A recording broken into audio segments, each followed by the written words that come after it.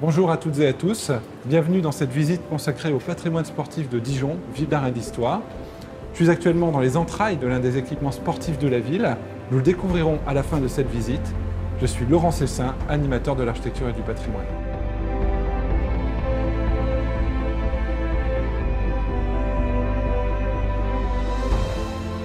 Pour débuter cette visite, brossons une rapide histoire des sports. Nous avons toutes et tous en tête les Jeux olympiques antiques qui se sont déroulés pendant près de 1000 ans jusqu'au IVe siècle de notre ère. Ils tenaient autant de la performance physique que de la cérémonie sacrée. Ils regroupaient des disciplines telles que la course à pied, la lutte ou encore la course hippique. Mais à cette époque, on ne parle pas encore véritablement de sport. Les tournois de chevalerie, la chasse, les jeux d'épée ou encore les compagnies d'arc et d'arquebuse qui se déroulent au cours du Moyen-Âge et de l'époque moderne relèvent beaucoup de la pratique et de la tradition militaire, mais aussi de la virilité. Mais ils ont en commun d'être réservés à l'élite. Il y a néanmoins des pratiques plus populaires, comme les jeux de paume. C'est à la fin du XVIIIe siècle, sous l'influence anglaise, que la notion de sport va vraiment apparaître. En effet, les grands propriétaires terriens et aussi les membres des public schools, ces grandes écoles anglaises fréquentées par l'élite, ont codifié leurs pratiques physiques, telles que la boxe, le cricket ou un peu plus tard le rugby. Le phénomène ne touche la France que pendant le Second Empire de manière timide, mais au début du XXe siècle et surtout dans l'entre-deux-guerres, on a véritablement une éclosion importante avec la multiplication des clubs, des fédérations, des pratiquants, mais aussi des spectateurs. Et l'inauguration du Parc des Sports Gaston Gérard à Dijon en 1934 en est un exemple absolument éloquent. Dans l'après-guerre, de nombreux équipements vont peu à peu émailler le territoire, construire la ville d'aujourd'hui et inspirer des générations d'architectes. Certains d'entre eux sont désormais labellisés architecture contemporaine remarquable par le ministère de la Culture. C'est le cas du Palais des Sports de Dijon que je vous emmène voir dès à présent. Le Palais des Sports Jean-Michel Geoffroy porte le nom d'un ancien handballeur international dijonnais. Il s'agit d'une salle omnisport, c'est-à-dire dédiée à la pratique de plusieurs disciplines sportives.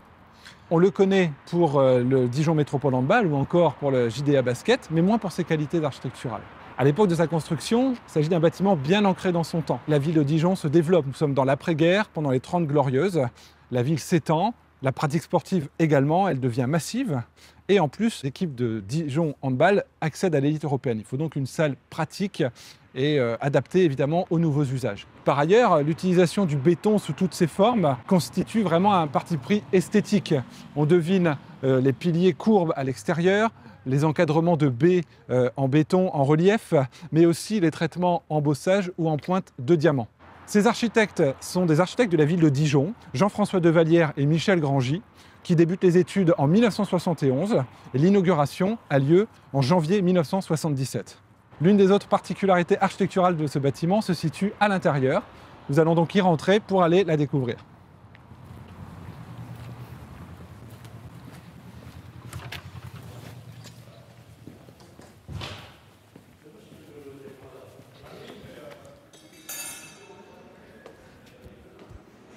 Le parti architectural se veut simple et fonctionnel pour un maximum de polyvalence.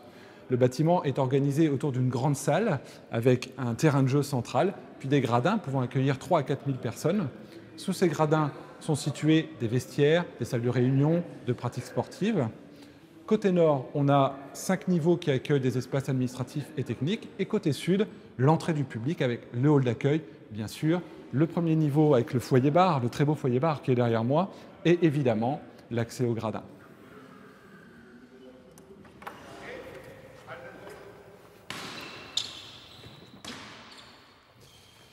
La grande salle dispose d'un très beau volume et si on lève les yeux, on distingue la charpente en chaînette en bois lamellé collé d'une portée de 76 mètres, ce qui constitue simplement une innovation mondiale pour l'époque. Les Dijonnaises et les Dijonnais de longue date se souviennent également que le Palais des Sports a été un grand lieu de concert jusqu'en 2005 à l'ouverture du Zénith. Notamment Johnny Hallyday, Sting, Scorpion ou encore Holiday on Ice se sont produits dans cette salle. Je vous emmène maintenant dans une salle consacrée à la pratique d'un seul sport. Nous voici dans le quartier des Grésilles, au cœur du complexe sportif Épirée, qui a été aménagé dans les années 1970 et qui comprend un gymnase, une piscine, un stade de football, et qui a été complété il y a quelques années par un équipement qui se trouve derrière moi, qui est Sim Altitude 245. Alors, Sim Altitude 245, le nom traduit un petit peu son usage. Il s'agit en fait d'une salle d'escalade. Mais pourquoi 245? Parce qu'il s'agit de l'altitude au niveau de l'hôtel de ville de Dijon. Et donc, c'est une petite référence à cela. Donc le bâtiment a été imaginé dans les années 1990, en tout cas le projet, lorsqu'on se rend compte qu'entre Strasbourg et Lyon, il n'y a pas de salle d'escalade intérieure qui existe. Et donc on va profiter de l'opération de renouvellement urbain du quartier des Grésilles dans les années 2000 pour concevoir cette salle. Et on confie le projet aux architectes Stoffel et Lefebvre qui livrent le bâtiment au printemps 2010. Son architecture est à la fois très simple et originale, puisqu'il s'agit, vous le voyez, d'un volume cubique avec des lames d'acier inoxydable effet miroir qui reflètent l'environnement, notamment les arbres, et qui permet aussi une belle intégration au quartier. Et on a ménagé dans l'élévation plusieurs baies vitrées, plus ou moins grandes, qui permettent d'offrir une transparence et notamment de voir les grimpeuses et les grimpeurs à l'œuvre à l'intérieur de la salle. Donc je vous invite maintenant à rentrer dans cette salle et à la découvrir d'un petit peu plus près.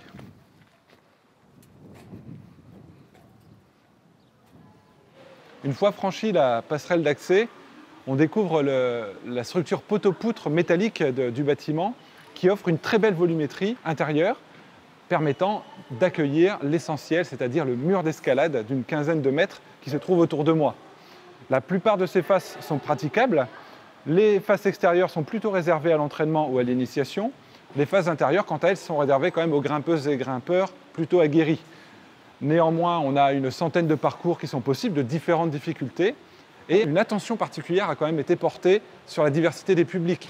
On a notamment la base de ce mur qui peut s'incliner grâce à un vérin hydraulique pour permettre au jeune public, on le voit, de s'exercer, mais aussi aux personnes à mobilité réduite d'utiliser ce mur d'escalade.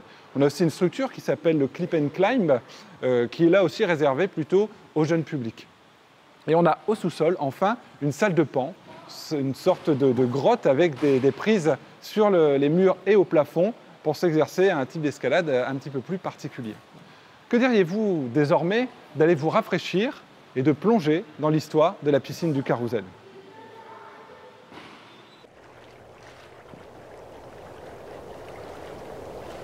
La piscine du Carrousel est l'un des équipements sportifs de Dijon les plus récemment inaugurés, ou plus précisément réinaugurés, puisque en effet, en 2020, s'est achevée une grande transformation de cette piscine qui a littéralement changé la physionomie du lieu.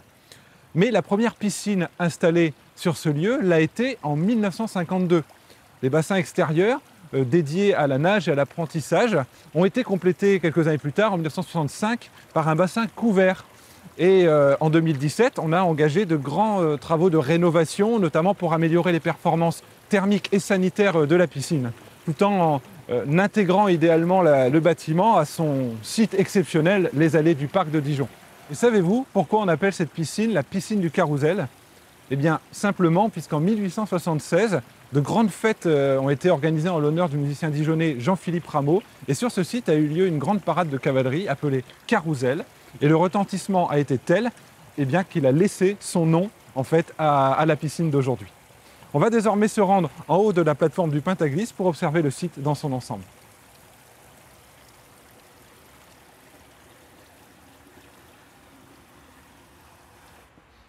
Quand nous arrivons ici, nous disposons d'une vue panoramique sur cette piscine conçue par l'agence Cost Architecture.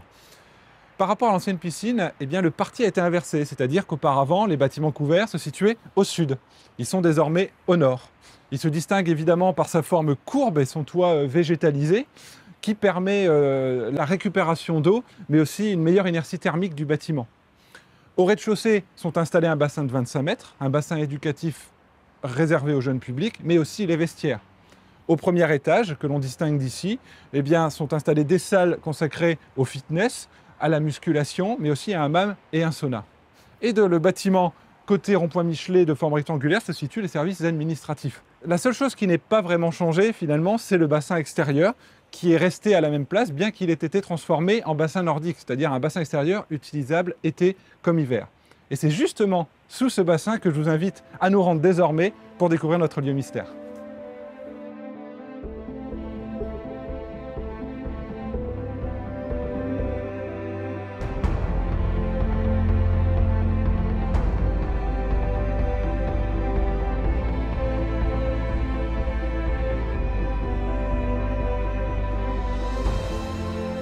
Nous voici arrivés sous le bassin nordique qui est comme suspendu au-dessus de l'ancien bassin de la piscine du Carrousel, dont on devine encore au sol les carreaux de carrelage avec la matérialisation des lignes d'eau. Donc évidemment, on a scandé de piliers béton cette ancienne structure pour soutenir le bassin actuel.